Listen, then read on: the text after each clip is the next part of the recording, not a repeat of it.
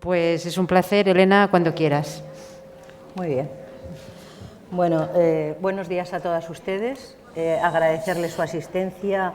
Además, un sábado que hace buen tiempo, que se pasea por Barcelona, que es muy agradable.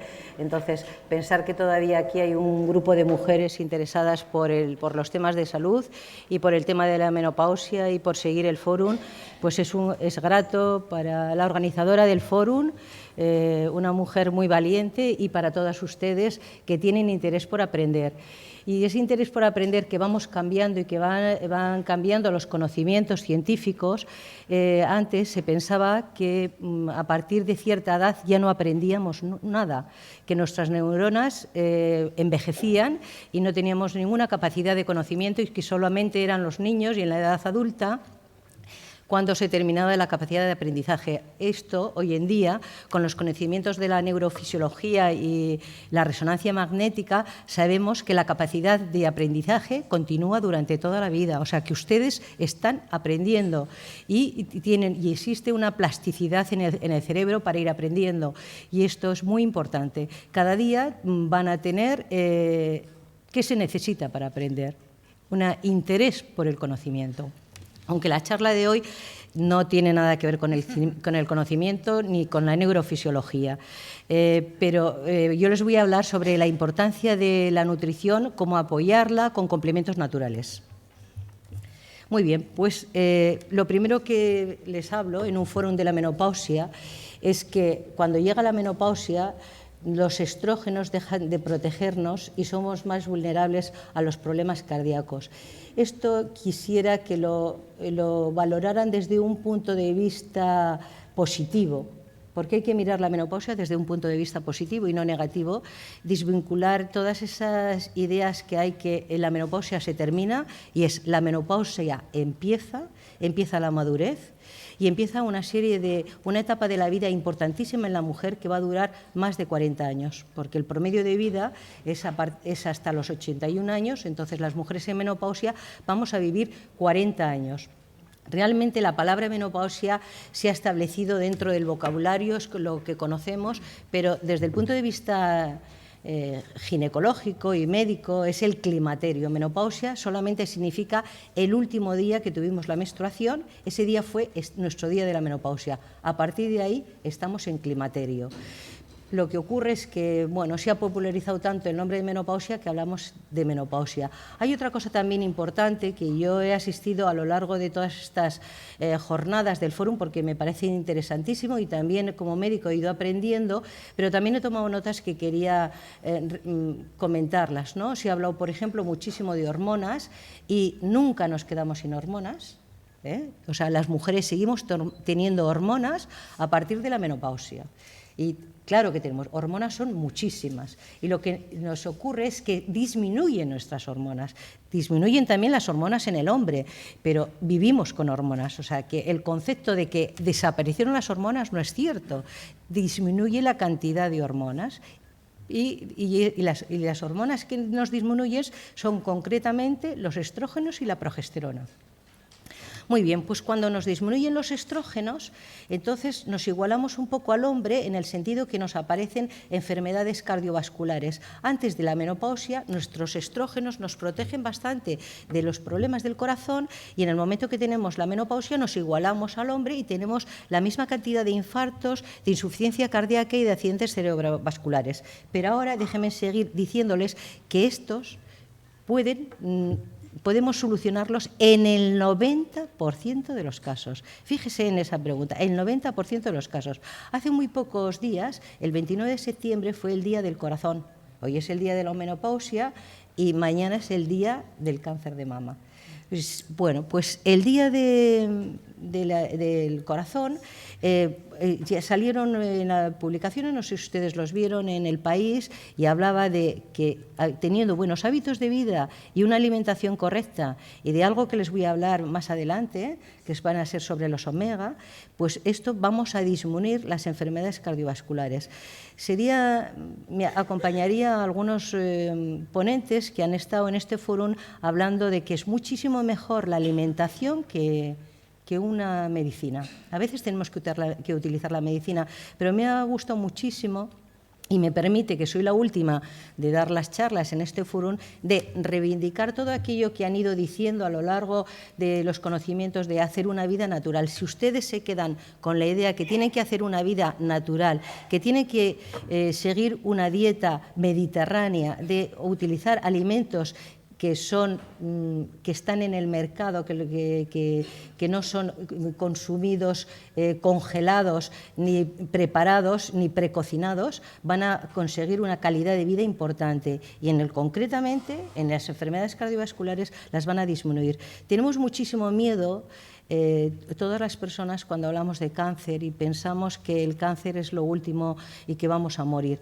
Pues miren ustedes, primero, no es cierto, en este momento estamos logrando que hay una alta supervivencia del cáncer, incluso mañana que va a ser el día del cáncer de mama, que hay mujeres que sobreviven al cáncer de mama y que llegan a tener una vida absolutamente normal y que mueren muchísimo menos que las mujeres que tienen problemas cardiovasculares. Se muere más de corazón, de enfermedades cardiovasculares, cuando las podemos evitar, que con enfermedades de cáncer. Así que vamos a quitar las palabras peyorativas de menopausia, vamos a quitar la palabra peyorativa de cáncer y vamos a quitar la palabra peyorativa de que somos mayores.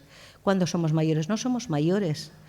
Cuando una persona, nunca sabemos el tiempo que vamos a vivir. El Instituto Nacional de Estadística nos dice que las mujeres vamos a vivir, que tenemos un promedio de vida de los 82 años, los 83 años con 5, que es mucho más largo que en un hombre, eso es cierto, pero cada mujer tiene un ciclo de vida diferente. Hay mujeres que van a morir a los 50, otras mujeres que van a morir a los 60, o sea que cuando tiene 59 años, y si esa mujer fallece al año siguiente, está al final de su vida.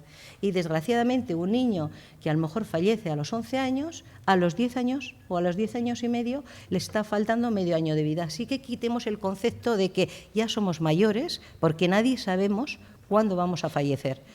Mientras que estamos viviendo somos jóvenes. Y entonces tenemos la obligación de cuidarnos, no que nos cuiden. Si yo consigo en esta conferencia de pasarles, de transmitirles que ustedes mismas se tienen que cuidar, todo lo demás me parece ya que no tiene mayor importancia. Aprendan ustedes a curarse y dejen de que el médico, el paciente, la amiga, no sé qué, cuídense ustedes mismas porque van a lograr el mayor logro posible. Muy bien. Entonces, como les decía, las enfermedades cardiovasculares son la primera causa de muerte y que el 30% de las defunciones son por enfermedades cardiovasculares. ¿Qué pasa? ¿Por qué tenemos este problema? Por algo importante, inactividad física. Les hablaba de la alimentación, pero tan importante es la alimentación como la actividad física.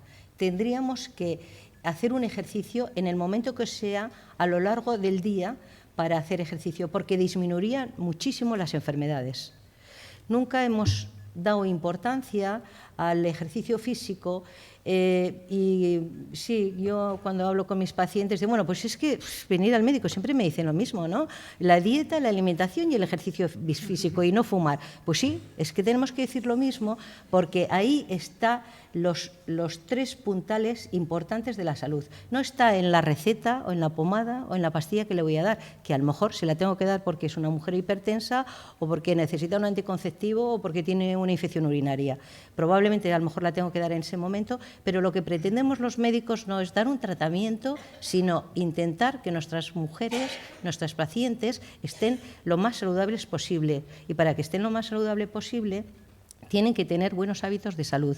Y un hábito de salud, aunque parece algo obvio y que todo el mundo lo sabemos, es lo más difícil. Tenemos una costumbre de hacer un tipo de alimentación y es muy difícil de cambiarla. Si nosotros vamos paseando por la calle, si ustedes son observadoras, a lo mejor siempre salimos de nuestra casa y siempre vamos por la misma acera. Y cuando preparamos la comida para nuestra familia o para nosotras mismas o para nuestros hijos, terminamos haciendo siempre los mismos platos. Y a veces alguno de esos platos, como habló el otro día la dietista, tendríamos que cambiarlos. Y el hecho de cambiarlos, y además estamos en un país donde tenemos una dieta mediterránea exquisita y valorable, tendríamos que ser conscientes de la fortuna que tenemos de estar en un país no subdesarrollado, sino desarrollado, donde tenemos una variedad de alimentos, de frutas y verduras, donde tendríamos que saberlas manejar y utilizarlas cada día en nuestra alimentación.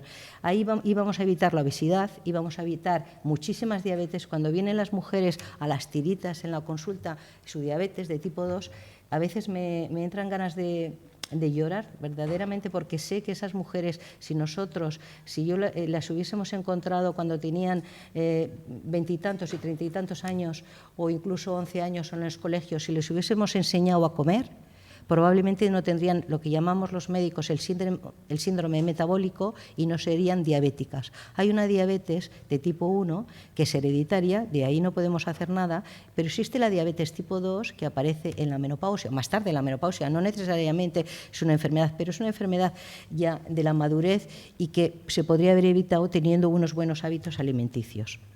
Por eso no me canso de decirles que es importante. Otra de las cosas también muy importantes es el colesterol. Bueno, el colesterol. Me vienen mis pacientes y cuando yo le pido un análisis me dicen, doctora, ¿tengo colesterol? Y yo les contesto, ¿y tanto que sí?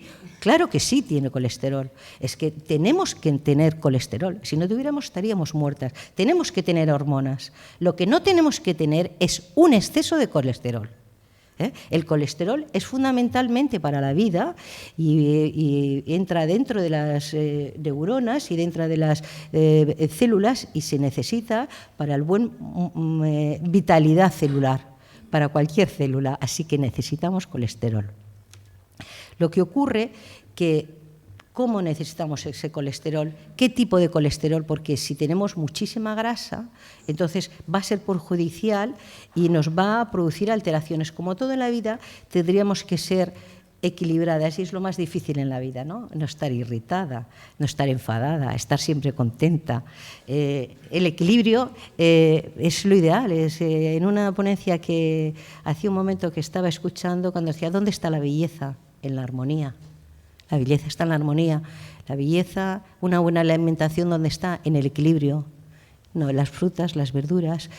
Podemos tomar grasas, pero no en exceso. Podemos tomar todo, no hay ningún alimento malo. Todos son buenos. Lo que tenemos que hacer es una variación de esos alimentos y no tener un exceso. Por supuesto, tenemos que evitar aquellas cosas que son nocivas, como puede ser el tabaco o el sedentarismo, y si tenemos, desgraciadamente, porque lo hemos heredado, una hipertensión o una diabetes o una hipercolesterinemia, porque hay un grupo de pacientes que, aunque han hecho una dieta equilibrada y bien, genéticamente parten de una familia que son propensos a tener colesterol, pero estos son casos muy concretos de familias con una carga genética que les produce un colesterol elevado. Pero no este es el caso de la mayoría de pacientes. La mayoría de pacientes, si tuviésemos una dieta adecuada, no nos ocurriría. Vean ustedes que el 20% de la población española no sabe que el colesterol es un factor de riesgo. No lo sabe. Tampoco sabe que cuando le preguntas a las pacientes qué es el colesterol, bueno, es que estoy cansada, es que estoy obesa. Es que si ustedes no se hacen un análisis de sangre no van a saber si tienen un colesterol elevado. O si ustedes un día tienen desgraciadamente tienen un accidente vascular cerebral, pues probablemente a lo mejor les hacen una consulta y me ha dado una hemiplegia y probablemente era debido porque llevan muchísimo tiempo con sus arterias obstruidas. No hace mucho yo estaba hospitalizada y me encontré con una enfermera que trabajaba en un hospital de Barcelona, no voy a decir el nombre, pero muy importante, y ella estaba atendiendo los servicios de urgencia, ¿no? Y como médico le pregunté, pero bueno, ¿qué es lo que más encuentras? ¿Qué es lo que más llega a la gente? ¿Qué problemas tienes en el hospital? Y me dice, lo que más tenemos son ictus y accidentes cerebrovasculares y infartos. Y dice, y desgraciadamente porque la gente no sabe comer. Es duro esto de pensarlo. Gente joven que les podíamos haber enseñado a cómo tiene que comer y cómo debe comer. Entonces, como les hablaba, el colesterol lo tenemos, es una grasa, pero es una grasa que se encuentra en los tejidos y en los órganos de animales vertebrales. Y existen dos tipos de... Bueno, yo les he puesto dos, pero existen más tipos. Lo que pasa es que quiere ya ser más clara y no meterme en temas más complejos, y de lo que nosotros pedimos en el análisis, que cuando vayan ustedes a su médico le van a pedir: ¿usted tiene bueno o malo el colesterol? Porque existen dos tipos de... O sea, existe una cifra que es el colesterol total, que vemos cuánto colesterol tiene una paciente o un paciente, y luego vamos a ver que eso se fracciona en dos apartados. Uno que llamamos el colesterol beneficioso, que se llama HDL, con sus siglas en inglés, y el LDL, que es el malo. ¿Y qué quiere decir el bueno y el malo? Para que ustedes lo entiendan, el colesterol va por la sangre y va por las arterias, esas bolitas de grasa, y esas bolitas de grasa, para que entren dentro de las células, tienen que ir acompañadas de unas proteínas, por eso les llamamos lipoproteínas. Entonces están las lipoproteínas, que son de baja densidad, las LDL, que esas se meten dentro de la célula, que sería ideal si las tenemos en una cantidad adecuada, pero si no la tenemos en una cantidad adecuada, no se meten en la célula y se quedan en el vaso sanguíneo, y eso es lo que lo va a obstruir y lo va a alterar. Estas serían las cifras deseables de colesterol. Cuánto tenemos que tener del bueno y cuánto tener del malo. Se las he puesto simplemente a título de conocimiento, pero cada laboratorio farmacológico donde le vayan a hacer el análisis tiene unas cifras de referencia. Entonces, un exceso de colesterol, ahí vienen las bolitas de grasa. Esas bolitas de grasa que pasan, el colesterol que nos pasa por nuestras arterias es bueno, pero cuando tenemos mucho, vean ustedes que ahí se pegan las arterias. Y como nuestras arterias, las más pequeñitas del cuerpo, son las coronarias, es donde se pegan las coronarias. Y es lo que nos va a producir el infarto, los accidentes cerebrovasculares. ¿Y dónde se pega? ¿Dónde tenemos unas arterias pequeñitas? Pues en el cerebro. Por eso aparecen los accidentes cerebrovasculares. También tenemos en las piernas, pero ahí no vamos a tener tanto problema, ¿no? Entonces, donde se van a quedar, van a ser donde se va a obstruir son en las arterias pequeñas. No solamente eso, sino que además, con la edad, nuestros vasos envejecen. Eso sí que envejece, no envejecemos nosotras, pero nuestro organismo envejece. Y nuestras arterias ya no son tan lisas, sino que se van arrugando y se van depositando tejidos grasos y tejidos inflamatorios y musculares, y la arteria no es tan finita. Si además nosotros conseguimos que con el exceso de grasa se tapone, va a ser mucho más fácil. Un niño, que también puede tener un exceso de colesterol, verán que los pediatras nunca le piden una analítica. ¿Se han preguntado alguna vez que los pediatras nunca piden una analítica de colesterol? Porque tienen unas arterias tan fantásticas, tan jóvenes, y con tantísima capacidad y hacen tantísimo ejercicio, que ahí la sangre fluye fantástica. Pero cuando tenemos ya cierta edad, aunque sigamos siendo jóvenes, nuestras arterias sí que han envejecido, están más arrugadas, están más inflamadas y están más gruesas. Entonces, ahí se taponan más. Hay poblaciones que hemos visto que tienen menos problemas cardiovasculares, porque cuando hacemos estudios estamos mirando en población qué poblaciones tienen menos estudios. Pues hemos visto que, por ejemplo, ahora no me va a salir el nombre. Los esquimales, perdón, muchísimas gracias. Los esquimales tienen muchísimas enfermedades, tienen muchas menos enfermedades cardiovasculares. Y otro ejemplo también son los japoneses, en la isla de Okinawa, también tienen menos enfermedades y tienen una larga longevidad de vida. ¿Por qué? Porque consumen muchísimos pescados, consumen pescado azul, y entonces que tiene gran cantidad de omega 3 y omega 6. Porque en una alimentación saludable es conveniente tomar frutas, verduras, pero hay otra serie de nutrientes que no los podemos aportar en la alimentación o que los aportamos menos. Entonces, en los sitios donde tomamos poco pescado azul o tenemos pocas grasas, tenemos más cantidad de colesterol. Hay veces que me han preguntado, bueno, y si yo no tomo ningún nutriente, ¿podría evitar tomar omega 3? Pues lo podría evitar, pero difícilmente iba a tomar la cantidad necesaria de pescado azul. Tendría que estar una población como serían los japoneses, que tienen un alto consumo de pescado, o tendríamos que ser los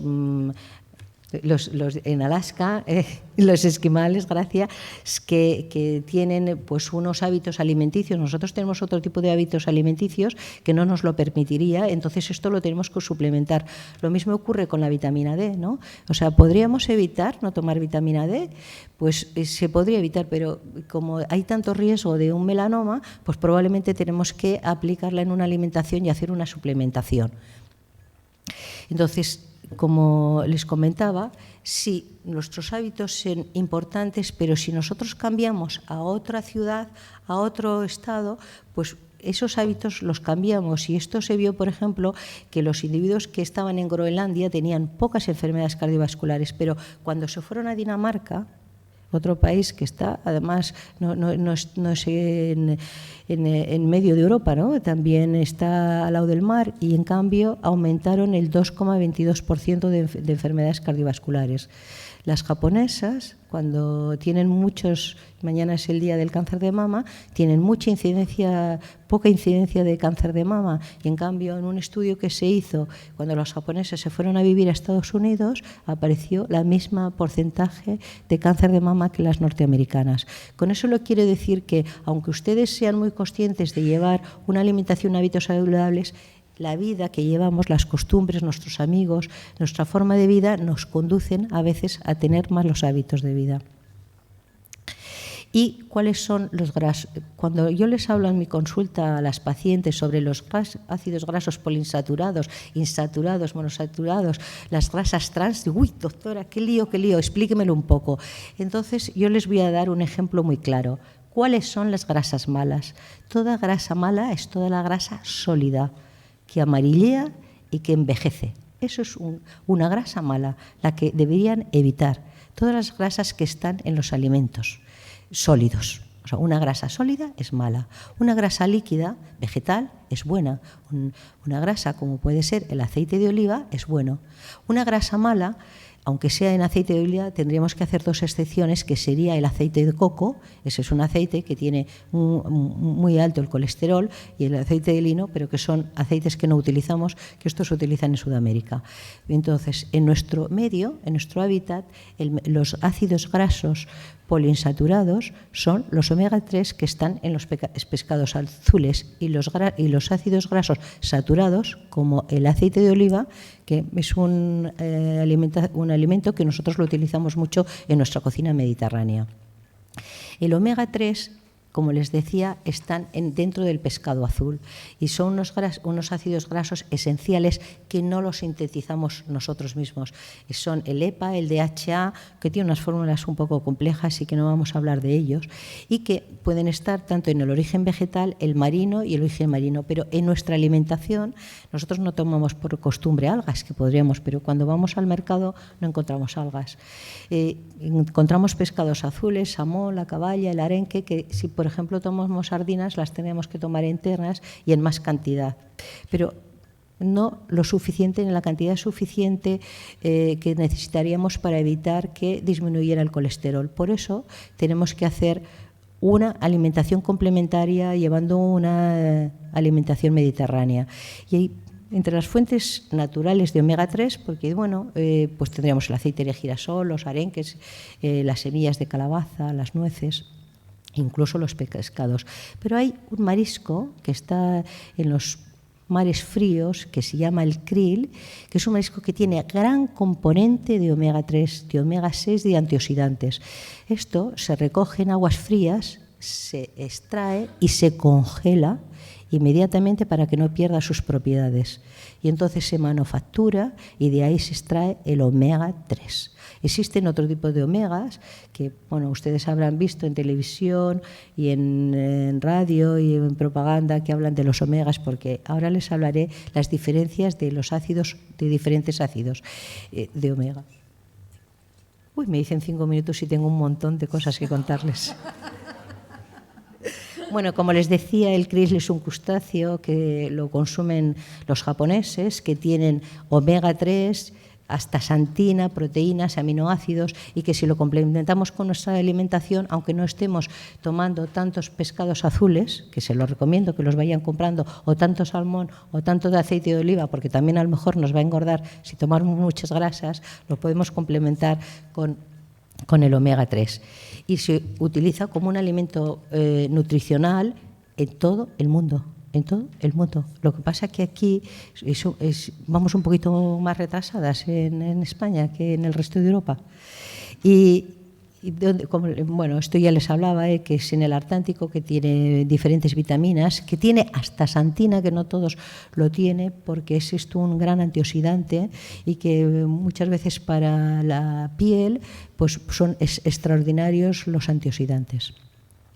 Que entiendan que les ponía aquí una diferencia entre un medicamento y un complemento alimenticio, porque cuando algunas veces yo he recetado omega 3 me dicen: pero es que yo no quiero tomar nada. No, es que estamos complementando. Es como si yo le añado a una señora calcio, vitamina D, que se lo puedo dar en la alimentación, pero lo complemento, porque es un complemento alimenticio que es muy diferente a lo que es un medicamento.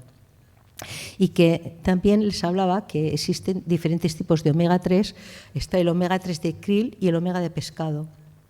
Les diría que lo más importante de todo es que este se absorbe en el 95 al 98%, mientras que el omega 3 de pescado va en los triglicéridos, no en los fosfolípidos, es insoluble y además repite, o sea, da mal sabor. Te lo estás tomando y al rato tienes sabor de pescado. En cambio, el de krill no produce ningún tipo ni hace repetición y se absorbe. Y bueno, tiene antioxidantes. Hay una analítica que no se hace mucho, pero que hay mujeres y hombres que les miramos el índice de omega 3. Porque, bueno, a ver, ustedes, si hiciéramos una encuesta aquí, pues bueno, yo tomo una vez a la semana pescado, yo 2, yo 3, pero ¿cuánto omega 3 tenemos? Pues se puede saber, se puede hacer un análisis y saber el índice de omega 3. Cuanto más bajo tenemos el índice de omega 3, más alto tenemos de muerte súbita cardiovascular. Porque les decía que es importante, es una vez que vamos a disminuir el colesterol y vamos a mejorar nuestras arterias.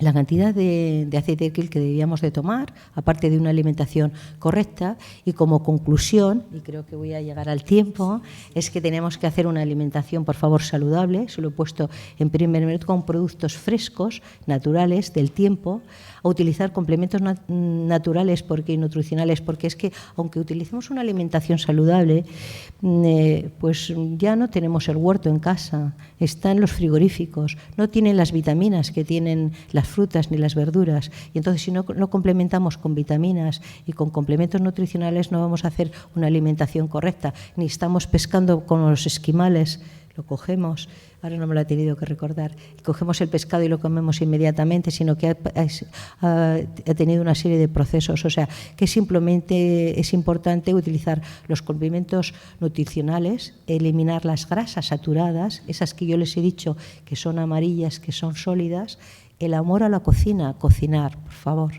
No comprar la comida preparada, porque la comida preparada tiene muchísimos conservantes, tiene mucha sal. Hay muchísima gente que está tomando pastillas para hipertensión y probablemente si evitáramos que tomara comida precocinada y preelaborada, evitaríamos el consumo de medicamentos y un ejercicio físico. No olviden nunca el ejercicio físico. Si no tienen tiempo, pues al ir a su casa cojan el autobús un poco más allá o bájese una estación antes y anden cada día 10 o 15 minutos. Recomendamos 30, pero si hacen 10 o 15 nos vamos a sentir contentos. Tomen aceite de krill o de omega 3 porque les va a prevenir de las dislipemias y va a evitar el riesgo de enfermedad cardiovascular y la enfermedad inflamatoria y otra serie de aspectos que creo que los tendremos que hablar quizá otro día, y que además es un complemento que ha sido aprobado por los norteamericanos y en Canadá, y aquí en España bueno, ya vemos ya hasta anuncios en televisión de que tenemos que complementarnos con omega 3 y que nos para gente que tiene problemas ya de colesterol alto, también le va a ayudar a reducir los triglicéridos y reducir sus niveles de HDL y LDL, del bueno y del malo. El bueno lo vamos a mantener porque no hay ningún medicamento que pueda subir el colesterol bueno, pero el malo lo vamos a intentar reducir. Y con esto les termino diciendo que la dieta mediterránea es el patrimonio de la humanidad. O sea, vivimos en una ciudad y en un país extraordinario, donde tenemos unos alimentos estupendos, que no somos conscientes de la riqueza que tenemos. No tenemos petróleo, pero tenemos una alimentación estupenda y que han pasado 21 siglos y Hipócrates ya lo decía, que la mejor medicina es la dieta. Así que estamos en lo mismo y que hoy en día, en el 21, como no podemos hacer una dieta de nuestro huerto, pues quizá tenemos que ayudarnos con unos complementos nutricionales. Y con esto he terminado y muchísimas gracias a todos ustedes.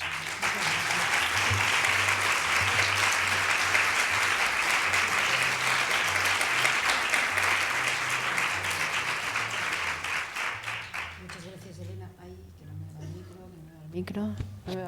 Ahora. Me quedo con una frase tuya. Sí. Mientras vivimos somos jóvenes. Claro que sí. Me ha gustado muchísimo. ¿Y si nos cuidamos más? Y si nos cuidamos más, sí.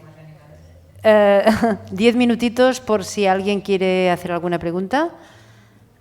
1, 2, 3. A ver, Mercedes, bueno, a ver. que te conozco.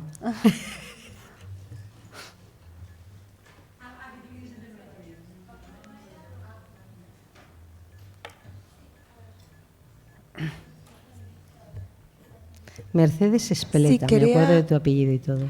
Bueno. Quería A ver, preguntar sí, sobre el sal. Es que Dígame. la sal. La sal. Es que yo no uso sal, no por razones de salud, pero no me gusta el sabor. Y aquí ponen mucho sal. Si vas a un restaurante, comen mucho jamón. ¿Necesitamos sal? Porque la gente habla bien de la dieta mediterránea que lleva mucho sal. Entonces, ¿debo poner un poco de sal o recibimos suficiente en la dieta? Importantísima esa pregunta. Esto es cierto, no estamos los mediterráneos, o sea, por ejemplo, utilizamos mucho las aceitunas y utilizamos muchos los saladones que son exquisitos, pero a cierta edad hay que tomarlos muy de vez en cuando. Tenemos un país con unos quesos extraordinarios, siempre han sabido potenciar mucho más los franceses los quesos, pero tenemos un país con unos quesos extraordinarios. Lo que ocurre es que esto lo tenemos que tomar en muy poca cantidad. A ver, la recomendación de sal es 1 gramo y llegamos a tomar 3 gramos. Hay muchísimos hipertensos no todos los hipertensos son sensibles a la sal, pero tendríamos que disminuir la sal. Todos los productos yo me dice alguna paciente, yo es que no tomo sal, no tomo, o compro una sal hiposódica. Pero, ¿qué tipo de alimento? Porque si usted está tomando alimentos preparados, los está tomando sal. Yo tomo jamón de York, pero es que está tomando mucha sal. ¿Me entienden? O estoy tomando embutidos, está tomando muchísima sal. O sea que la sal va a ser bastante perjudicial para nuestro riñón, porque va funcionando muchísimo peor y tendríamos que acostumbrarnos a tomar menos sal. Encontrar el sabor de los alimentos. Por eso les ponía la palabra amor a la cocina, porque si tenemos amor a la cocina y sabemos distribuir los diferentes alimentos, dar el colorido, incluso utilizar hierbas aromáticas, evitaríamos, por ejemplo, potenciar los sabores, porque la sal solo sirve para potenciar el sabor. Pero si sabemos potenciarlo con hierbas, pues a lo mejor vamos a evitar el consumo de sal. ¿Otra palabra? Bueno, ya no vamos a dar más porque vamos justitos de tiempo. Sí, esta pregunta no es para mí, es para mi madre.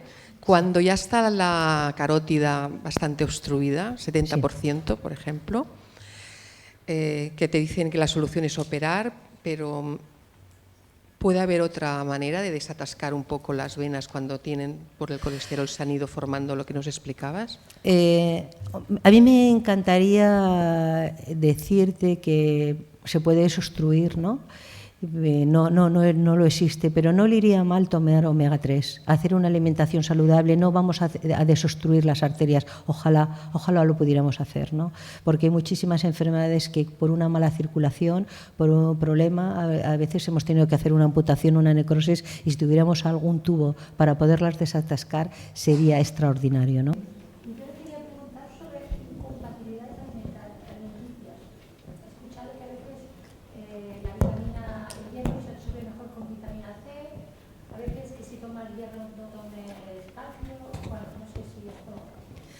Pues esto está para una conferencia, su pregunta, ¿eh? Sí, a ver, existe ahora, lo que pasa que ya no es mi tema, ni yo soy nutricionista, yo soy ginecólogo, pero sí que existe en este momento una campaña de productos que producen alergias y alergenos en la composición de los alimentos. Entonces, hay unos análisis, que yo no soy experta en este tema, ya le digo, que bueno, pues hay gente que tiene muchos pruritos o picores o tiene muchísimos problemas y que no se sabe en esencia qué es lo que le ocurre, y lo que se le hace es un estudio de la alimentación. Y se hace son análisis bastante caros, y entonces se ve qué tipo de alimentos o qué interferencia en los alimentos que ella come que le pueden producir alergias o intolerancias alimenticias. ¿Teníamos alguna palabra más por aquí? Mira allí. Hola, nos ha hablado del papel del pescado azul. Yo preguntaba también por las nueces, que también nos dicen que es importante comer. Porque las nueces tienen grasa. Y una recomendación que dicen todos los cardiólogos es que tendríamos que comer 3 nueces al día para evitar los problemas cardiovasculares. Pero cuando estamos tomando una nuez bueno, no sé si es una fruta, pero es oleaginosa, o sea que tiene grasa. ¿Y cacahuetes también? ¿Cacahuetes también? El cacahuete no es tan bueno. No, aceite de vale. cacahuete. A ver, aquí. Hola, buenas. Yo tengo una duda. Cuando llegas a la menopausia por edad normal o por quirófano por perder ovarios, es decir, ¿tu cuerpo funciona igual o tienes más carencias? No, no funciona igual. ¿Funciona? No. Bueno, todo lo natural evoluciona con el tiempo en general. O sea, cuando una mujer tiene la menopausia, que significa solamente, como les he dicho antes, el último día de la menstruación, los estrógenos van disminuyendo, las hormonas de los estrógenos, que es la hormona propia de la mujer, y el progestágeno va disminuyendo de una forma paulatina. Incluso meses antes, incluso años antes, hay mujeres que ya empiezan a tener sintomatología, pero aunque no la tuvieran, sus ovarios no son iguales que una mujer en edad fértil. A partir de los 40 años, 42 o 43 años, los ginecólogos ya decimos, es una mujer madura, aunque tengamos ahora en este momento la capacidad de dejarlas embarazadas. No es lo mismo. Entonces va de una forma paulatina el descenso de estrógenos. Cuando a una mujer le hacemos una histerectomía y le quitamos los ovarios, sobre todo cuando quitamos los ovarios, entonces lo que le hacemos es una ruptura total, casi total, ¿no? Porque, como les decía, no solamente los estrógenos están en los ovarios, sino en las suprarrenales, pero damos un corte brusco, muy brusco, en la disminución de estrógenos. ¿Y esto en qué repercute? Pues repercute de que pueden tener una sintomatología muchísimo más florida que en una mujer que tiene una menopausia de tipo natural. Hay mujeres que tienen una menopausia de tipo natural y tienen muchísimas sofocaciones, insomnio, malestar, como una monsterapia, como nos decía la organizadora del fórum, y hay otras que tienen muy poca sintomatología. En cambio, las mujeres que tienen una menopausia quirúrgica tienen una menopausia mucho más florida, porque claro, estamos haciendo algo de alguna forma antinatural, ¿no? Quizá por una curación o porque hay algún tipo de problema médico, pero quitamos, no totalmente, pero de una forma muy brusca bajamos los estrógenos. ¿Alguna duda más? Me parece que no veo ninguna mano levantada más, ¿no? Bueno, pues damos por finalizada la conferencia, Elena. Muchísimas gracias. Muchísimas gracias a todos ustedes.